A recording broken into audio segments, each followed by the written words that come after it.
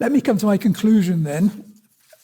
There's much more, of course, that could be said about Ibn az-Zubayr's building of the Kaaba.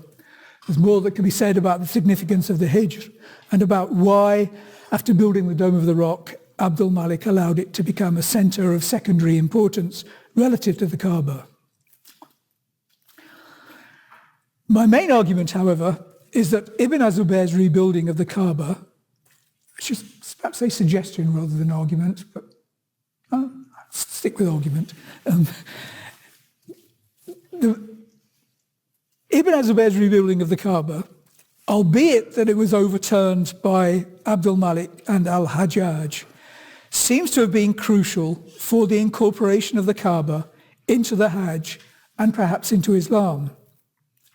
It's tempting to say that he was the one who identified the Kaaba at Mecca as the house whose foundations were erected by Abraham, which is alluded to in the Quran in the second surah, verses 125 to 127.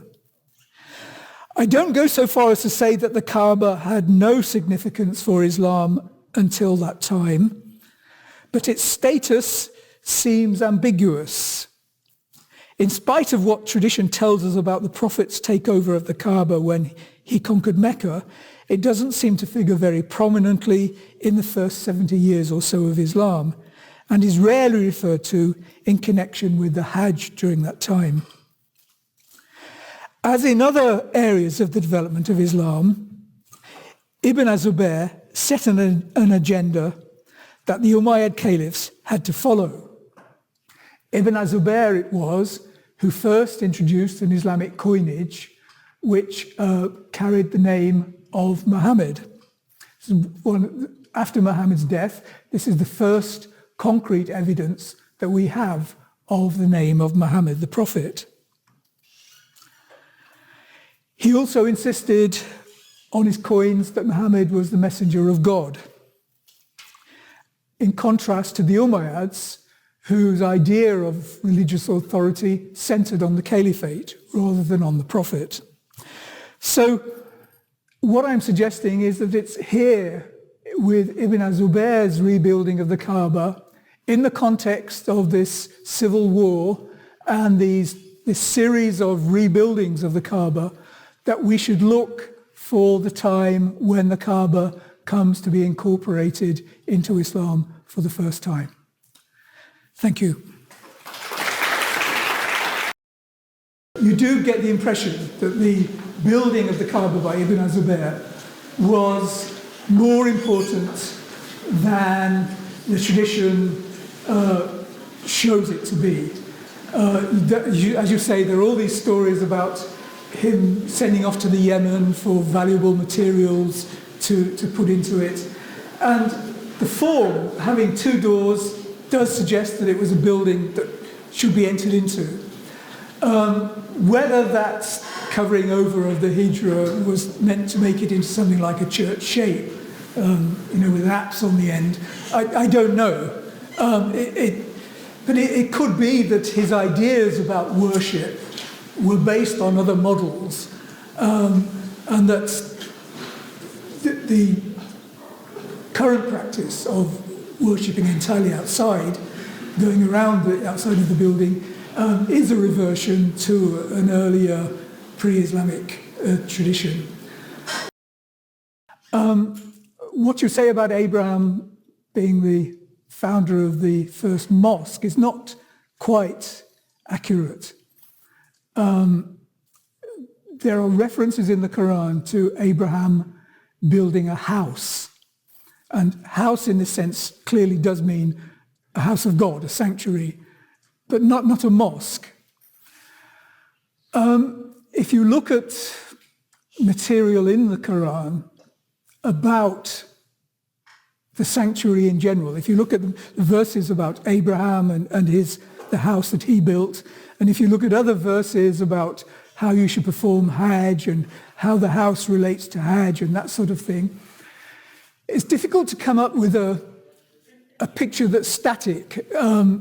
Yes, it does say sanctuary. I must agree, it's not mosque. It's not mosque, it's just sanctuary. But do you have the impression that the Quran itself is reflecting a time when ideas about the sanctuary were changing, and perhaps practices were changing? Perhaps different sanctuaries are being referred to in the Quran. This is something that I wouldn't going to write about elsewhere. There is, from Muslim tradition, of course, every reference in the Quran to the house is a reference to the Kaaba in Mecca. But if you read the Quran more with a sort of wider possibilities in view, then I think you can come up with different analysis of the Quranic material about the house, about the sanctuary. Yeah, I think what we're trying to do is to present the development of Islam as a historical process, whereas the tradition itself, quite understandably, presents Islam as more or less the product of the Prophet Muhammad. And both in the case of the Quran and in the case of the Kaaba, and I think in other ritualistic aspects of Islam as well, and in the development of Islamic law. I mean, one of the big developments in academic scholarship has been to show that what we're dealing with here is a process. How long that process goes on, some people would say it takes 200 or 300 years before Islam as we know it, what you might call classical Islam, emerges out of the conflict of ideas and practices in the early stages. And I suppose the inspiration for this, of course, comes from the studies of other religions like Christianity and Rabbinic Judaism, and the idea that Islam probably follows the same sort of pattern. Now, of course, it doesn't have to. It could be that Islam is different, but trained in comparative religion and historical methodology, I suppose that's the way that we automatically want to see things and look for evidence that things did go that way.